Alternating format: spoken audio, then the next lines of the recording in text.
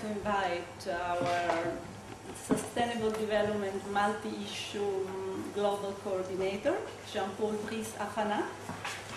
He's the international coordinator of our Global Youth Music Contest. He has just been elected this morning as the youth coordinator within IAAI. He is also the Secretary General of the African Youth Initiative on Climate Change and the Youth Focal Point at the UNFCCC. Jean-Paul, you're welcome.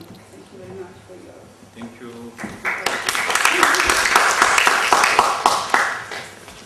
Thank you, Francesca, and everyone for being here. Just to correct, I'm not the Secretary General of the African Youth Initiative on Climate Change, but the Central African Coordinator. Ah, sorry. Okay. Because I could receive a call. I made it up. It's quite a big risk. Okay. I will just take some minutes to discuss about how global youth applying for sustainable development resources in terms of sharing of your resources, and also how this topic and the topic of this conference is linked with the Rio 2012 Global Youth Music Contest we are going to launch this afternoon here in Klagenfurt. In general, I will not come back to the basics of sustainable development, why we have to achieve this mechanism for the world planet, and how its young people and also multi-stakeholders can be engaged in that process. You already know about that, but I want to focus my short discussion about how we have to make sure that global youth who will take care of this planet and who are already involved in that process can also call those who have the resources to share them with them, so that they can work on something and make sure that they don't work only from them, for themselves, but also for those who benefit for the result of their work. I remember 2 days ago when we started this workshop, the workshop we finished yesterday, we had one of our participants. She was trying to understand the concept of global commons, why it's important to have this approach for the world planet. And when I received the question coming from her, I just took 5 seconds to understand by myself what is that topic.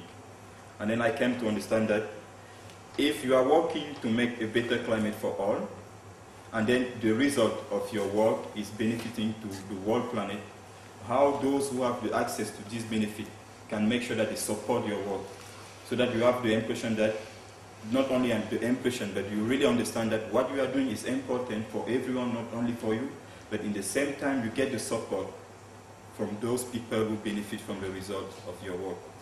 This is very important. And most of the youth around the world engage on their organizations or groups, university groups also. They work to achieve something. They have the passion, they have the goodwill to do that, but sometimes because they face the challenges of having access to the resources, they just decide to give up. But we don't have to give up.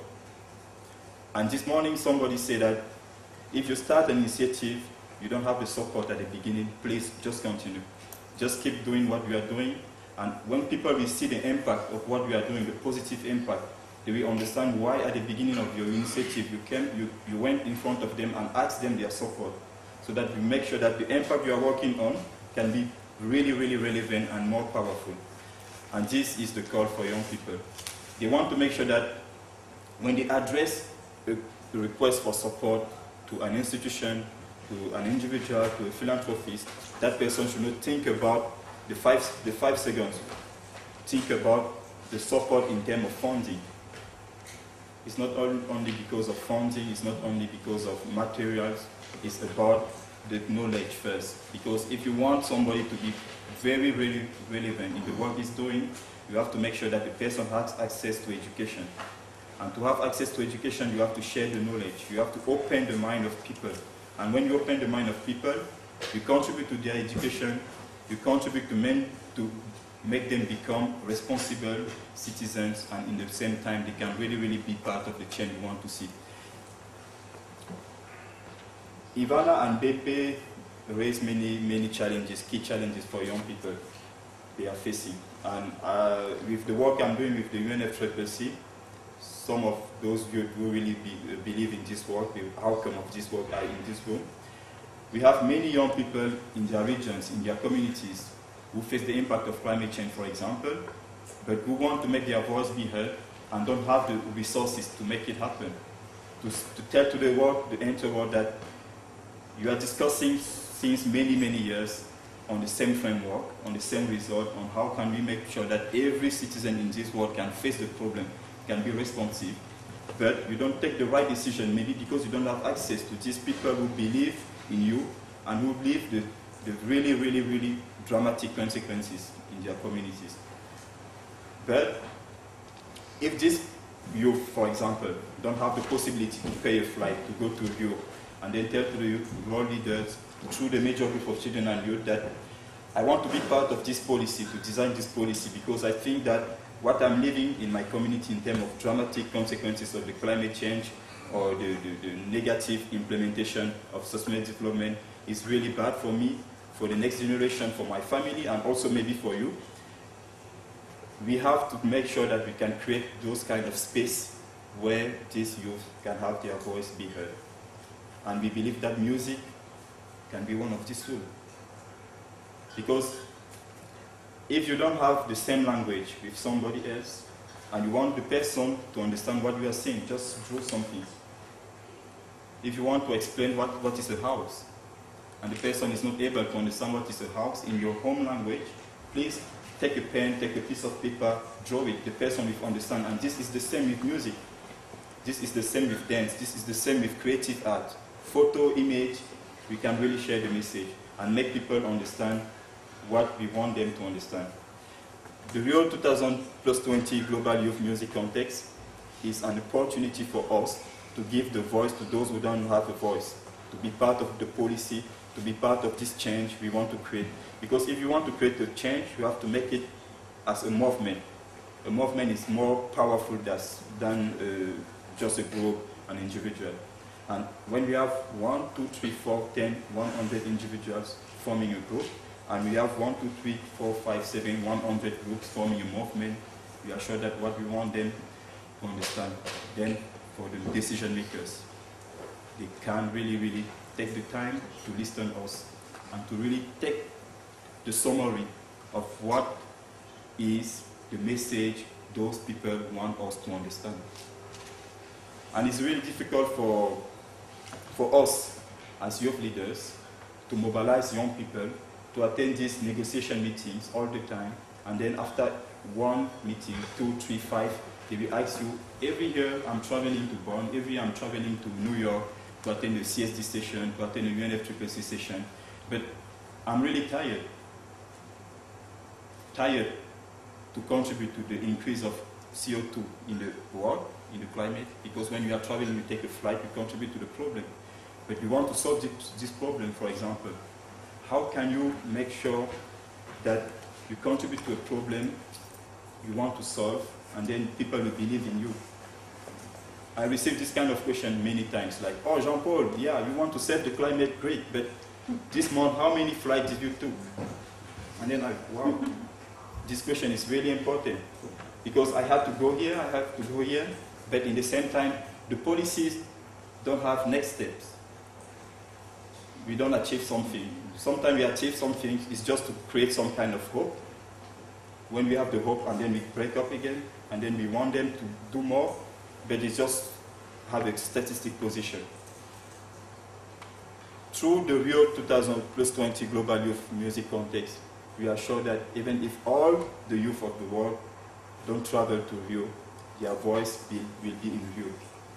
We will create this dialogue, we will create this channel so that they say something, we take the message, we make it be understood, listened by people, and in the same time we collect the feedback and see how together, multi-stakeholders approach, how together we can work and call people to share the knowledge, to share the resources, to have a global commons approach in their life, in the management they are doing. It's a kind of abstract concept, that's true. I agree with you on that. So I will join Ivana to say that please make the message more youth-friendly so that a young man in South Africa, a young man in Nagoya, in Japan, for example, a youth activist, a youth professional can really understand the message and make sure that the policy makers in his country can understand the message like him, and together they will work together to have a global movement that will support the role of the UN. Because if you create a crisis in your country, you create a conflict, and then you call the blue cask from the UN, the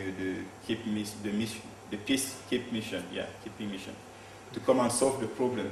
If I'm the head of the delegation of this mission, I will ask you firstly, which kind of strategies did you develop at the beginning of the conflict to make sure that the conflict will not become a war?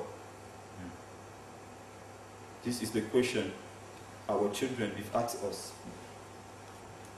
Why you didn't take more action? Why you didn't sacrifice yourself to make sure that those who destroy our world before we cannot do that?